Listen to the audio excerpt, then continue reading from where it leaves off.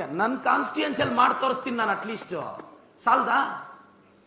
ನಾನು ಹೇಳ್ತಾ ಇದ್ದೀನಿ, ನಾನೆಲ್ಲ ಸೂಕ್ಷ್ಮವಾಗಿ ಗಮನಿಸ್ತಾ ಇದ್ದೀನಿ.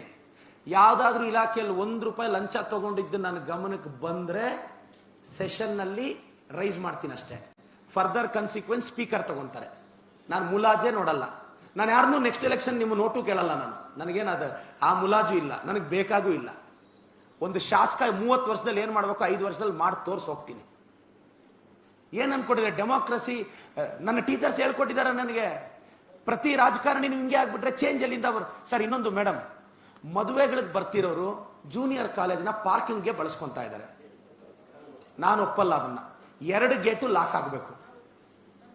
ಪಾರ್ಕಿಂಗ್ ಮಾಡ್ಕೊಳ್ಳಿ. ಜೂನಿಯರ್ ಕಾಲೇಜ್ ಗ್ರೌಂಡು ಬರೀ ಜೂನಿಯರ್ಸ್ ಕಾಲೇಜು ಸ್ಕೂಲ್ಗೆ ಸೀಮಿತ. ನಾನೇನಾದ್ರೂ ಯಾರಾದ್ರೂ ಒಂದು ಆರ್ಡರ್ ಹೊಡ್ಸೋಣ, 1ನೇ ತಾರೀಕಿಂದ ಗೇಟ್ ಲಾಕ್ ಮಾಡ್ಸೋಣ.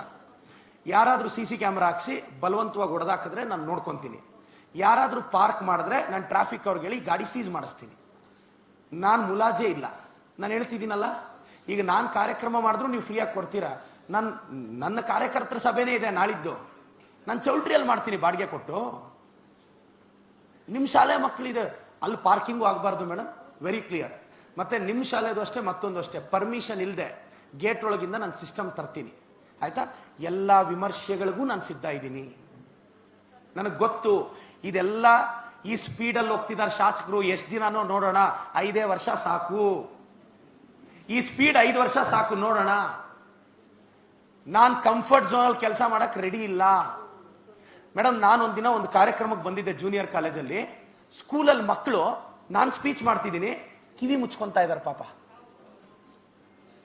ನಾನು ಸ್ಪೀಚ್ ಮಾಡ್ತಿದ್ದೀನಿ, ಯಾರೋ ಟೀಚರ್ ಪಾಠ ಮಾಡ್ತಿದ್ದಾರೆ. ನಮ್ಮ ಸ್ಥಳೀಯ ನಾಯಕರಿಗೆ ಬುದ್ಧಿ ಇರಬೇಕದು.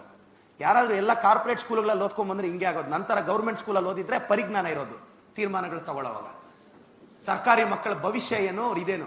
ಮೇಡಮ್, ಯಾರಿಗೂ ಪರ್ಮಿಷನ್ ಕೊಡಬೇಡಿ ಮೇಡಮ್. ನಿಮ್ಮ ಹತ್ರ ಬರ್ತಾರೆ, ನಾನು MLA ಫೋನ್ ಮಾಡ್ತೀನಿ ಅಂತ ಮಾಡ್ರಿ ಅನ್ನಿ.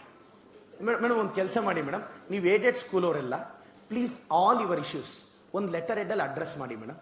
ನಾಳೆನೇ ನನಗೆ ಅಡ್ರೆಸ್ ಮಾಡಿ, ನಾನು ರಿಸಾಲ್ವ್ ಮಾಡ್ತೀನಿ. ಎಷ್ಟು ಬೆಟರ್ಮೆಂಟ್ ಮಾಡ್ಬೋದು ಅಷ್ಟು ಬೆಟರ್ಮೆಂಟು. ನಾನೀಗ ಅವ್ರ ಜೂನಿಯರ್ ಕಾಲೇಜಲ್ಲಿ ಚೇಂಜಸ್ ತಂದು ತೋರಿಸ್ತೀನಿ. Will make it very clear madam. ಯಾಕೆಂದ್ರೆ ಇದೆಲ್ಲ ಸಾಧ್ಯ ಇದೆ ಮೇಡಮ್. ಇದು ಯಾವುದಕ್ಕೆ MLA ಪವರೇ ಬೇಕಾಗಿಲ್ಲ. ಇದು ನಿಜವಾಗ್ಲೂ ಎಲ್ಲ ಸಾಧ್ಯ ಇದೆ, ಮಾಡಿ ತೋರಿಸೋಣ. And special respect to your institution and special respect to BGS institution. ನನಗೆ ಬೇರೆ ಸಂಸ್ಥೆಗಳ ಬಗ್ಗೆ ನನಗೆ ಅಷ್ಟಾಗಿ ಗೊತ್ತಿಲ್ಲ. ಯಾಕೆಂದ್ರೆ ನಿಮ್ಮ ಸಂಸ್ಥೆಗಳಲ್ಲಿ ಓದಿರೋ ಮಕ್ಕಳಿಗೆ ನಾನು ಪಾಠ ಮಾಡಿದ್ದೀನಿ. I listen lot about your institution. Hats off to you sir. ನನ್ನ ಮಾಹಿತಿ ಇಲ್ಲದೆ ಮಾತಾಡೋದು ತಪ್ಪಾಗುತ್ತೆ. Thank you so much. ನೀವೊಂದು ಕೆಲಸ ಮಾಡ್ತೀರಾ ಮೇಡಮ್, ಈ ಸಲ ಔಟರ್ಸ್ ಬಂದ್ರೆ ಸಿಂಪಲ್ ಆಗಿ ಅವ್ರದ್ದೊಂದು ಫೋಟೋ ತಗೊಂಡು ನನಗೆ ಹಾಕಿ. ನಾನು ಅವ್ರ ಮನೆಗೆ ಪೊಲೀಸನ್ನು ಕಳಿಸ್ತೀನಿ. ಅವ್ರ ಮನೆಗೆ ಪೊಲೀಸನ್ನು ಕಳಿಸಿ 1 ದಿನ ಕಸ್ಟಡಿಯಲ್ಲಿ ಕೂರಿಸ್ತೀನಿ. ಅವನಿಗೆ ಧೈರ್ಯ ಇದ್ರೆ ಬರ್ಲಿ ಮಾರನೇ ದಿನ. ನೋನು ಏನಾಗುತ್ತೆ ಅಂದ್ರೆ, ಪೊಲೀಸ್ ಅವ್ರಿಗೆ ಜನನಾಯಕರಿಂದ ಫೋನ್ ಹೋಗುತ್ತೆ, ಅವ್ನು ನಮ್ಮ ಹುಡುಗ, ಇವ್ನು ನಿಮ್ಮ ಹುಡುಗ ಅಂತ. ಅವ್ನು ನಮ್ಮ ಹುಡುಗ ಆದ್ರೂ ನಾನು ಬಿಡಲ್ಲ, ಬೇರೆಯವನಾದ್ರೂ ನಾನು ಬಿಡಲ್ಲ. ನೀವು ಫೋಟೋ ಹೊಡೆದು ನನಗೆ ಹಾಕಿ ಹೇಳ್ತೀನಿ. ನಾನು ಕ್ರಮ ತಗೊಂಡು ಬುದ್ಧಿ ಕಲಿಸ್ತೀನಿ ಅವ್ರಿಗೆ. ಅಟ್ಲೀಸ್ಟ್ ನೀವು ನನಗೆ ಒಂದು 4-5 ಜನದ ಫೋಟೋ ಹೊಡ್ಸ್ಕೊಡಿಸಿ ಮೇಡಮ್. ನಾನು ಫಿಟ್ ಮಾಡ್ತೀನಿ ಅವ್ರು. ನನಗೆ ಗೊತ್ತು, ಒಬ್ರಿಗೆ ಪಾಠ ಕಲಿಸಿದ್ರೆ ಭಯ ಬೀಳ್ತಾರೆ ಮೇಡಮ್. ಗೌರ್ಮೆಂಟ್ ಪ್ರಾಪರ್ಟಿನ ಯಾವ ತರ ಅಕ್ವೈರ್ ಮಾಡ್ತಾರೆ ಪಾಪ. ನೀವು ಹೆಣ್ಣು ಮಕ್ಕಳು ದೂರದಿಂದ ಬಂದು ಪಾಠ ಮಾಡ್ತೀರಾ. ಇನ್ನೊಂದು ವಾರ ಟೈಮ್ ಕೊಡಿ ಮೇಡಮ್, ಇನ್ನೊಂದು ವಾರ ಟೈಮ್ ಕೊಡಿ. ಈಗಿರೋರು ನಮ್ಮ ಮಾತು ಕೇಳ್ತಿಲ್ಲ, ಇನ್ನೊಂದು ವಾರ ಟೈಮ್ ಕೊಡಿ. ನಾನೇನು ಅಂತ ತೋರಿಸ್ತೀನಿ ಅವ್ರಿಗೆ ಮೇಡಮ್. ಈಗಿರೋರು ಕೇಳಲ್ಲ. ಇವ್ರೇನ್ ಗೊತ್ತಾ, ಈಗಿರೋರು ಕೇಳಲ್ಲ. ಇನ್ನೊಂದು ವಾರ ಟೈಮ್ ಕೊಡಿ, ನನ್ನ ಟೀಮನ್ನು ತಂದು ಇಡಿಸ್ತೀನಿ. ನೋಡಿ ಹೆಂಗ್ ನಡೆಸ್ತೀನಿ ಮೇಡಮ್. ನಮ್ಮವರಾದ್ರೂ ಬೇರೆಯವರಾದ್ರೂ ನಾನು ಮುಲಾಜ್ ನೋಡಲ್ಲ. ನಿನ್ನೆ ಎಷ್ಟು ಪ್ರೋಗ್ರಾಮ್ಸ್ ನನಗೂ ಗೊತ್ತಿರಲಿಲ್ಲ. ಆ ಯೋಜನೆಗಳೆಲ್ಲ ಕೇಳ್ತಿದ್ರೆ, ಒಂದು ಯೋಜನೆ ಕೇಳಿದೆ. ಹಳ್ಳಿಯಲ್ಲಿ ಒಂದು ಗೃಹಿಣಿ 14 ಗಿಡ ನೆಟ್ರೆ 14 ಗಿಡ ನೆಡಕ್ಕೆ ₹2,700 ಕೊಡ್ತಾರೆ. ಕರೆಕ್ಟ್ ಆಗಿ ಅಪ್ಲಿಕೇಶನ್ ಹಾಕೊಂಡು 14 ಗಿಡ ನೆಟ್ಟು ಅದನ್ನ ಬೆಳೆಸಿದ್ರೆ 2,500 ಬರುತ್ತೆ. ಒಬ್ರು ಯೂಸ್ ಮಾಡ್ಕೊಂಡಿಲ್ಲ ಅದನ್ನ. ನರೇಗಾ ಅಲ್ಲಿ ನೀವು ನಂಬ್ತಿರೋ ಇಲ್ಲೋ ಕೋಟ್ಯಾಂತರ ರೂಪಾಯಿ ಪೆಂಡಿಂಗ್ ಇದೆ, ವಾಪಸ್ ಹೋಗಿದೆ. SC ST ಏರಿಯಾಗೆ ಬಂದಿರತಕ್ಕಂಥ ಎತ್ತಿನ ಹೊಳೆ ಯೋಜನೆ 3 ವರ್ಷದಿಂದ 40-45 ಕೋಟಿ, ₹1 ಮುಟ್ಟಿಲ್ಲ. 180 ಕೋಟಿ ರೂಪಾಯಿ ರಿಲೀಸ್ ಮಾಡಿ ಡೆವಲಪ್ ಮಾಡಿದ್ರೆ ಯಾರು ಮುಟ್ಟಿಲ್ಲ. ನೆನ್ನೆ ನೋಡ್ತಿದ್ರೆ ನನಗೆ ಅನ್ನಿಸ್ತು, ರಾಮರಾಜ್ಯ ಆಗೋಗ್ಬಿಡುತ್ತೆ ಅದನ್ನೆಲ್ಲ ಕರೆಕ್ಟ್ ಆಗಿ ಜನಕ್ಕೆ ಎತ್ಕೊಂಡು ಹೋಗ್ಬಿಟ್ರೆ. ದೇವರಣೆಗೂ ಹೇಳ್ತಾ ಇದ್ದೀನಿ, ಸ್ಕೀಮ್ಸ್ ಜನಕ್ಕೆ ತಲುಪ್ತಾ ಇಲ್ಲ. ಎಷ್ಟೋ ಎಷ್ಟು ಮತ್ತೆ ನಾನು ಹೇಳ್ತೀನಿ ಸರ್, ಎಲ್ಲ ಟೀಚರ್ಸ್ಗೂ ನಾನು ಪ್ರಾಮಿಸ್ ಮಾಡಿ ಹೇಳ್ತೀನಿ, ನನ್ನ ಕಾನ್ಸ್ಟಿಟ್ಯೂನ್ಸಿ ಲಿಮಿಟ್ ಅಲ್ಲಿ ಏನೇ ಟ್ರಾನ್ಸ್ಫರ್ ಇದ್ರು, ಇಲ್ಲಿಗೆ ಯಾರೇ ಬಂದ್ರು, ನಾನು ₹1 ಮುಟ್ಟದೆ ನಿಮ್ ಕೆಲಸ ಮಾಡ್ಕೊಡ್ತೀನಿ. ಇದು ನನ್ನ ಪ್ರಾಮಿಸ್ ಸರ್. ನನಗೆ ಬೇಕಾಗೂ ಇಲ್ಲ. ನಾನು ಮೊದಲೇ ಹೇಳ್ತಾ ಇದ್ದೀನಿ, ಈ ಇಂಟಿಗ್ರಿಟಿಯಲ್ಲಿ ನಾನು ಉಳಿತೀನಿ. ನೀವೇನಿದ್ರು MLA ಹತ್ರ ಹೋಗಿ ಕೇಳಬೇಕು ಅಂದ್ರೆ, ಏನಪ್ಪ ಹಳೆ ಶಾಸಕರ ರೇಟ್ ಇಷ್ಟಿತ್ತು ಇವರೇನೋ ಅಂತೆಲ್ಲ ಯೋಚನೆ ಮಾಡಬೇಡಿ. ನನ್ನ ಹತ್ರ ಆರಾಮಾಗಿ ಬನ್ನಿ, ₹1 ಕೊಡಬೇಡಿ, ಇನ್ನ ತಿಂಡಿ ಮಾಡ್ಕೊಂಡು ಹೋಗಿ, ನಿಮ್ಮ ಬಸ್ ಚಾರ್ಜ್ ಕೂಡ ನಾನೇ ಕೊಡ್ತೀನಿ. ನಾನು ಸಚಿವರ ಜೊತೆ ಮಾತಾಡಿದ್ರೆ ಆಗ್ಬೋದ ಮೇಡಮ್? ಈಗ ನೀವೆಲ್ಲ ಪೆಂಡಿಂಗ್ ಲಿಸ್ಟ್ ಕೊಡಿ ಮೇಡಮ್. ನಾನು ಸಚಿವರ ಜೊತೆ ತುಂಬಾ ಫ್ರೆಂಡ್ಲಿ ಇದ್ದಾರೆ ಸರ್, ನಾನು ಮಾಡಿಸ್ತೀನಿ. And shall I conclude ma'am? Okay sir, with all due respect, after going all this discussion, ನಾನು BE ಅವರ ಸಮ್ಮುಖದಲ್ಲಿ ಸಬ್ಜೆಕ್ಟ್ಗೆ 4 ಜನ ಟೀಚರ್ಸ್ ಒಂದು ಕಮಿಟಿ ಮಾಡ್ತೀನಿ. ಆ ಕಮಿಟಿಯಲ್ಲಿ ಒಂದು ಶೆಡ್ಯೂಲ್ ಬರೆಸ್ತೀನಿ. ಆ ಶೆಡ್ಯೂಲ್ನ ಎಲ್ಲ ಶಾಲೆಗೂ ಕಳಿಸ್ತೀನಿ. ಅದನ್ನ ಇಂಪ್ಲಿಮೆಂಟ್ ಮಾಡಬೇಕು. ಇದು 4 ಜನ ಸೀನಿಯರ್, ಅವ್ರು ಯಾರು ಹೇಳ್ತಾರೋ ಅವರೇ ಕಮಿಟಿ ಮಾಡಲಿ. ಕನ್ನಡಕ್ಕೆ 4 ಜನ, ಸೈನ್ಸ್ಗೆ 4 ಜನ ಸೀನಿಯರ್ಸು. ಅವ್ರು ಶೆಡ್ಯೂಲ್ ಬರೀತಾರೆ, ನಿಮ್ಮ ಶಾಲೆಗೆ ಕಳಿಸ್ತಾರೆ.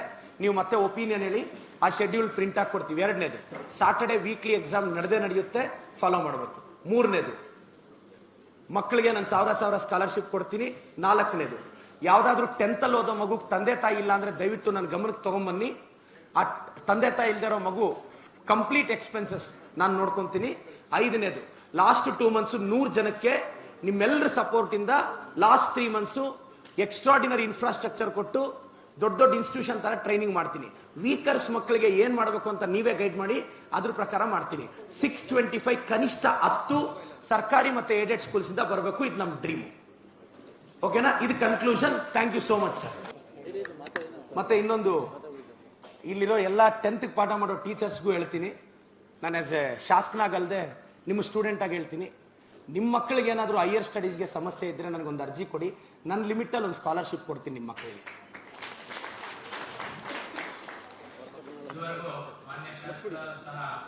ರಿಕ್ವೆಸ್ಟ್ ಇದು,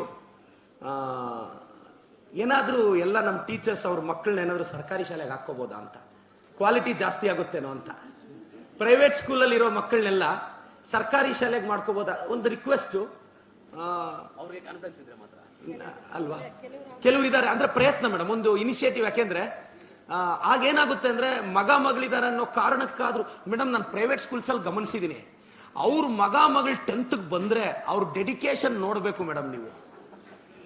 ನಾನು ಪ್ರೈವೇಟ್ ಸ್ಕೂಲಲ್ಲಿ ಕೆಲಸ ಮಾಡುವಾಗ ಅವ್ರ ಮಗ ಮಗಳು 10th ಬಂದ್ರೆ ಎಲ್ಲಿಲ್ದೇ ಇರೋ ಡೆಡಿಕೇಶನ್ ನಾನು ಕೆಲಸ ಮಾಡೋ ಶಾಲೆಯಲ್ಲೇ ಗಮನಿಸಿದೀನಿ. ಸೊ ಹಿಂಗೆ ರಿಕ್ವೆಸ್ಟ್ ಅಷ್ಟೇ ಸರ್, ಅನಿತ್ಯ ಭಾವಿಸಬೇಡಿ. Thank you sir.